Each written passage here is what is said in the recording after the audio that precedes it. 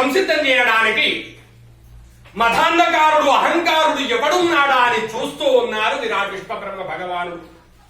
మరి ఆలోచన చేస్తుంటే ఆ రోజుల్లో ఎవరున్నారు? అటువంటి అహంకారి అయినటువంటి యొక్క వారెవరున్నారంటే త్రిపురాంతకమందు ధనజులు, త్రిపురాంతకమందు ధనజులు, 16 రంగదమ్ములు. వారు త్రిపురాంతకము అడవిల ప్రాంతములో ఉన్నారట రాక్షసులు. ఎంతమంది? 16 మంది అన్నదమ్ములు రాక్షసులు. 16 మంది.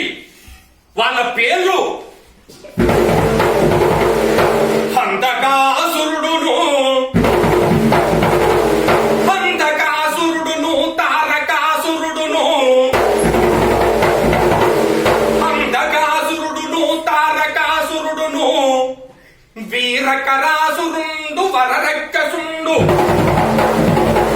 వరగజాసురుడును, భస్మాసురుడును, వరగజాసురుడును, భస్మాసురుండును, మధుకైటబాసురుడు, మహిషాసురుండు, మధుకైటబాసురుడు, మహిషాసురుండును, కరరక్కసుడు చాలా కఠినపరుడు, పంబరాసురుడును, బలికాలు వాసేనుడు, మర్మముల బెదిరించు మహముగ్గరాసురుడు, చండ కిరణతో తండకాసురుడు, జనందరాసురుడనంగ నలరుచుండే, నలరుచుండిరి 17 అవనిలోన అందరికి అగ్రజుండును అధిపుడైన హంసకాసురుడనేవాడు రాజసముడా. ఆ 16 మంది రాక్షసుల దాంట్లో పెద్దవాడు, అగ్రజుడు, అందరికీ అధిపుండైనటువంటి వాడు రౌంధాకాసురుడు. మరి రౌంధాకాసురుడు అంటే వాడి పేరే ఇంత దొడ్డుకున్నది. మరి వాడు మనిషి ఎట్టున్నాడు అనుకుంటున్నావా? ఆ రౌంధాకాసురుని రూపం ఎలా ఉందంటే పదారామడల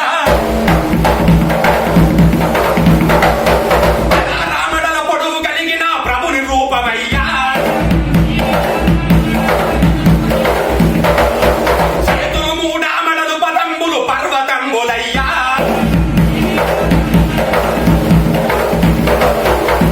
ఆ రాక్షసుడు ఎలా ఉన్నాడంటే 16 ఆమడల పొడుగున్నాడట వాడు. వాని చెయ్యొక్కటి 3 ఆమడ. వాని పాదము కాలు తీసి పక్కకు పెడితే ఒక గుట్ట తీసి పక్కకు పెట్టేట్టు. అంతేకాదు ఇంకా ఎలా ఉన్నాడంటే తాళ వృక్షములు కోరిన నల్లని తల వెంట్రుకలయ్యా. శకట చక్రములు కోలిన కన్నులు శౌర్యుకు గలవయ్యా.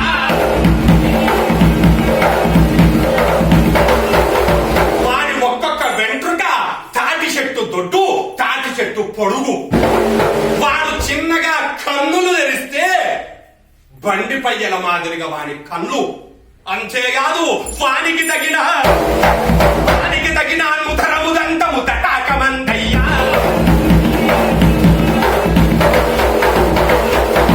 ఇక వాడు చిన్నగా నోరే తెరిచిండు అనుకో, మనం హుస్సేన్ సాగర్ పెట్టుకోరాదు చిన్నగా.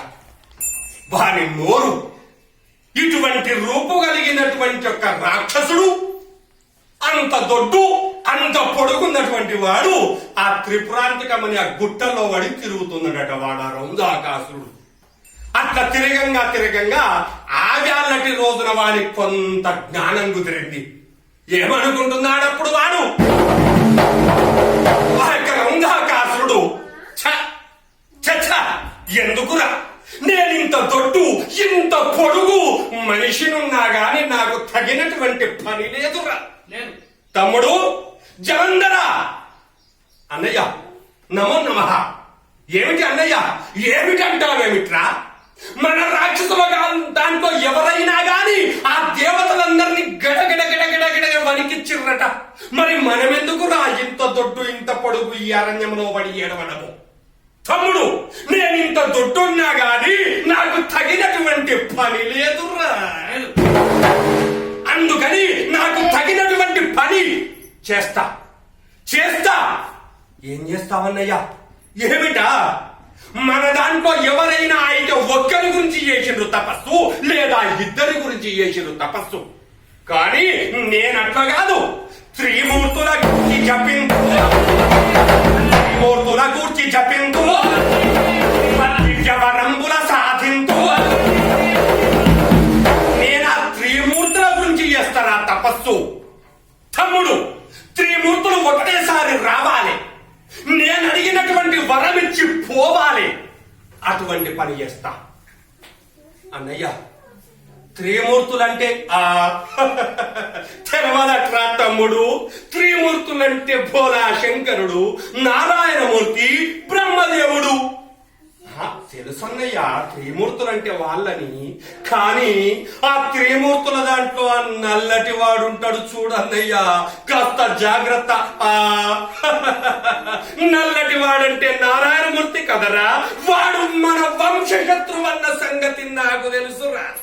తమ్ముడు, ఆ విష్ణుమూర్తి దగ్గర కూడా వరం తీసుకొని వస్తా. జాగ్రత్త. వదిన గగనోదరి జాగ్రత్త.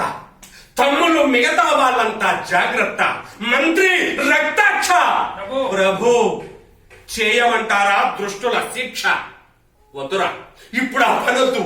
ఇప్పుడు నీవిక్కడే ఉండు, నేను త్రిమూర్తులను తపస్సు చేసి నాకు తగినటువంటి వరము తీసుకొని వస్తా అని ఆ రుంధాకాసుడు తన తమ్ముళ్లను అక్కడ వదిలిపెట్టి అక్కడి నుండి బయలుదేరి అమరావతి, వింధ్యగిరి, హిమగిరి అనేటువంటి పర్వతములం నట్ట నడిమధ్యానికి వెళ్ళిండు.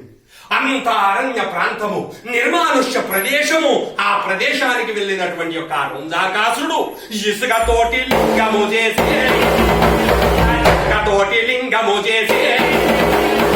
ఈశ్వరిని స్థాపన చేసి, పత్రముల పూజించే, వేసి కంటి దొరను తించే. రుంధాకాసుడు ఇసుకతో ఒక లింగం చేసుకున్నాడు అక్కడ. ఆ లింగం చేసి అక్కడ స్నానం అనుష్ఠానం చేసుకొని బిల్వ పత్రములు తీసుకొచ్చి ఆ శివలింగం పైన పెట్టి తపస్సు కూర్చున్నాడు రుంధాకాసుడు. ఎలా చేస్తున్నాడు మరి వాళ్ళ తపస్సు? ఆ యొక్క రుంధాకాసురుని యొక్క తపస్సు సంఘవేష రారా,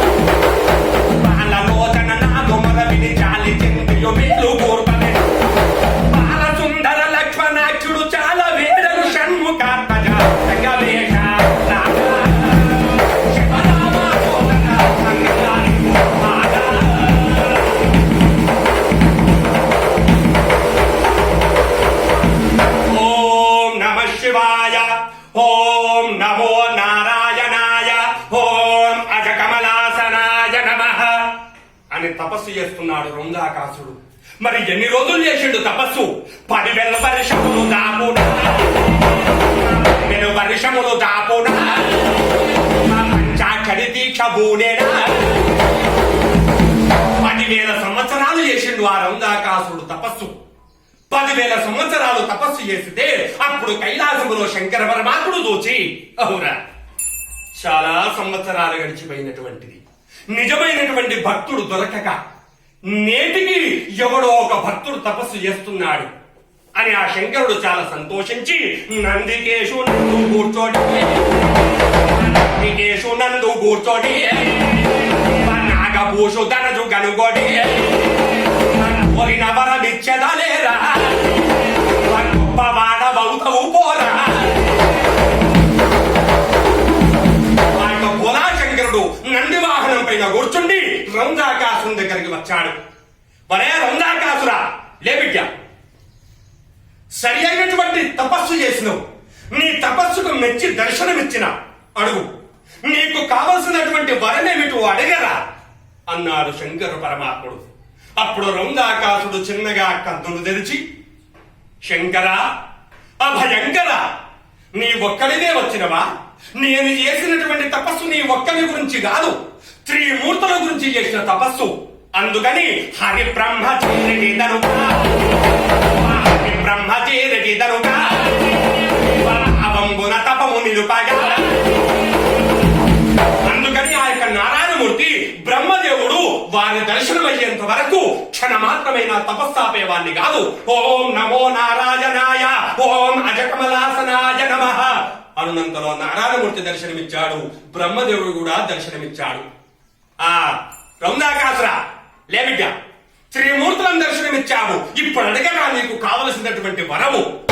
అప్పుడు ఆ యొక్క రౌందాకాసుడు చిన్నగా కన్నులు తెరిచి, ఈశ్వర, విష్ణు, బ్రహ్మ వీళ్ళే అని సంతోషపడి శంకరుని దగ్గరికి వచ్చి, శంకర, అభయంకర, కరకంట, గంగాధర, అడిగినది లేదనుకుంటా ఇచ్చేవాడి అంటారు, భోలాశంకరుడు అంటారు. శంకర, మెచ్చిన వరము? మెచ్చే గద బిడ్డ వచ్చింది. నేను అడిగినటువంటి వరం